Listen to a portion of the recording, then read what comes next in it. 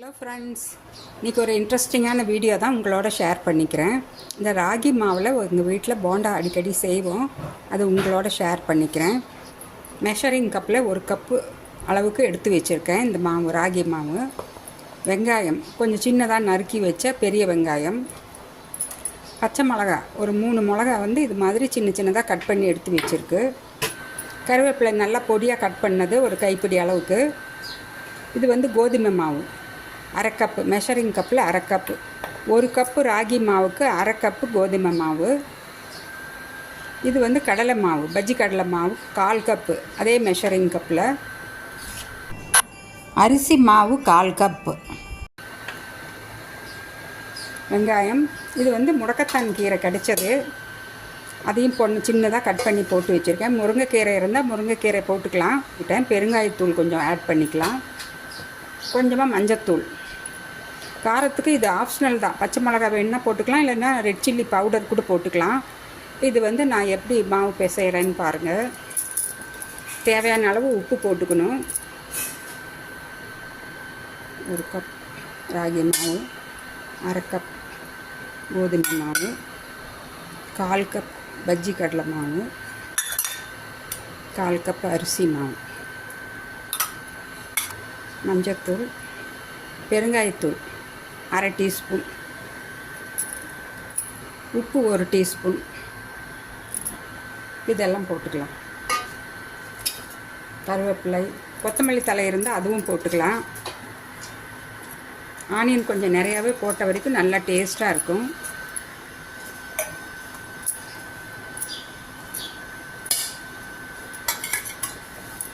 நல்லா கை வச்சு ஒரே மாதிரி பிசிறி விட்டுக்கலாம். அப்புறம் தண்ணி ஊற்றி பிசைஞ்சிக்கலாம்.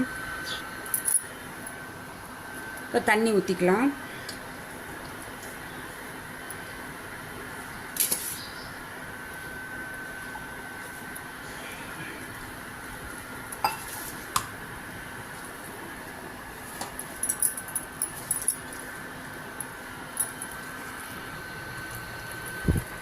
இப்போ எண்ணெய் நல்லா காய வச்சுருக்கேன். எண்ணெய் நல்லா சூடாகிடுச்சு பாருங்கள். கன்சிஸ்டன்சி இந்த மாதிரி அள்ளி எடுத்து போடுற மாதிரி இருக்கணும். நம்ம கையில் எடுத்து அப்படியே போண்டா மாதிரி போடுற மாதிரி கன்சிஸ்டன்சி பிசைஞ்சு வச்சுருக்கேன்.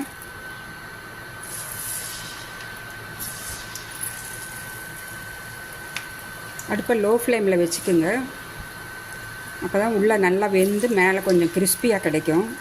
ஓரளவுக்கு போட்டிருக்கேன், எண்ணெய் பிடிக்கிற அளவுக்கு. இது கொஞ்சம் வேகட்டும், லோ ஃப்ளேம்லேயே இருக்கட்டும். கொஞ்சம் வெந்த அப்புறமா நான் திருப்பி போட்டுக்கலாம். இப்போ கொஞ்சம் ஸ்டவ்வை ஹை ஃப்ளேம் பண்ணிவிட்டேன். இப்போ திருப்பி போட்டுக்கலாம்.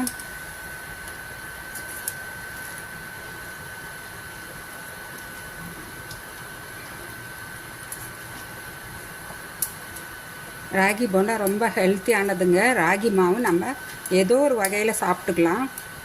இந்த களி மாதிரியும் செஞ்சு சாப்பிட்லாம், அடை மாதிரி செஞ்சுக்கலாம், ராகி பூரி, ராகி சப்பாத்தி, ராகி தோசை. இந்த மாதிரி போண்டாவில் நீங்கள் கீரையெல்லாம் போட்டு, எந்த கீரை, முருங்கைக்கீரை கிடைச்சாலும் சரி, இல்லை வேறு எந்த கீரை கிடைச்சாலும் கொஞ்சம் கட் பண்ணி போட்டுக்கலாம். அதுவும் டேஸ்ட்டாக தான் இருக்கும், உடம்புக்கு ரொம்ப நல்லது. ராகியில் நிறைய அயன் சத்து இருக்குது. அதோட முருங்கைக்கீரையும் சேர்றப்ப அது நல்லா ஆக்டிவேட் ஆகும். இப்போ நான் இப்போ வந்து முடக்கத்தான் கீரை போட்டிருக்கேன், அதுவும் ரொம்ப நல்லதுங்க. மூட்டு வலி, ஜாயிண்ட் பெயின் இருக்கிறவங்களுக்கெல்லாம். இது நல்லா வேகட்டும். இப்போ கொஞ்சம் ஸ்டவ்வை வந்து மீடியம் லோ ஃப்ளேம் வச்சுக்கிறேன். இப்போ நல்லா வெந்துடுச்சு. கொஞ்சம் ஹை ஃப்ளேம் பண்ணி இப்போ நான் எடுக்க போகிறேன்.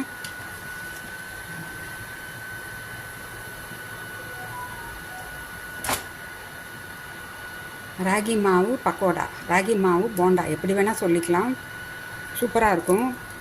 இதே மாதிரி இன்னும் இருக்கிற மாவுல எல்லாம் போட்டு எடுத்துக்கலாம். கொஞ்சம் சூடு ஆறுனதும் உங்களுக்கு ஓப்பன் பண்ணி காமிக்கிறேன்.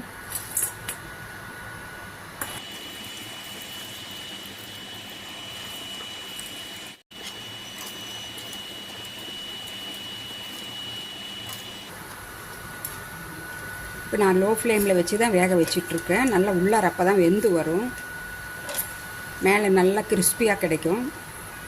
இது நல்லா வெந்து இருக்கும், எடுத்துடலாம்.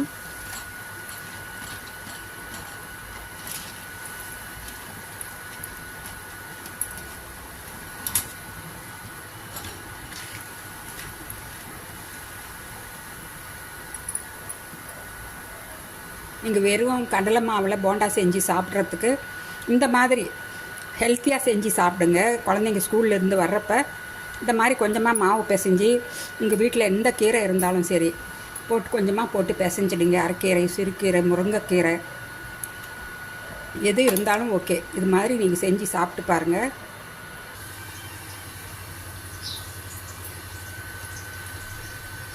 எல்லா போண்டாவும் போட்டு எடுத்தாச்சு. எல்லாமே போட்டு எடுத்தாச்சு. பாருங்கள் எவ்வளோ சூப்பராக வந்திருக்கு. ஒன்று உங்களுக்கு ஓப்பன் பண்ணி காமிக்கிறேன். கொஞ்சம் கூட எண்ணெயாக குடிக்கல. உள்ளார நல்லா சாஃப்டாக இருக்குது. மேலே நல்லா கிறிஸ்பியாக வந்திருக்கு.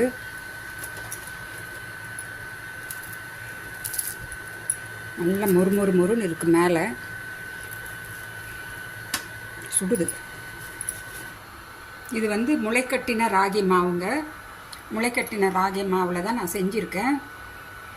முளைக்கட்டின ராகி மாவு இல்லைன்னா சாதா ராகி மாவுலையும் செய்யலாம். இந்த மாதிரி நீங்களும் ஒரு தடவை ஹெல்த்தியாக செஞ்சு சாப்பிட்டு பாருங்கள். உங்கள் ஃபீட்பேக்கை கமெண்ட்ஸ் போடுங்க ஃப்ரெண்ட்ஸ். நான் மறுபடியும் உங்களை அடுத்த ஒரு இன்ட்ரெஸ்டிங்கான வீடியோவில் சந்திக்கிறேன். Bye by.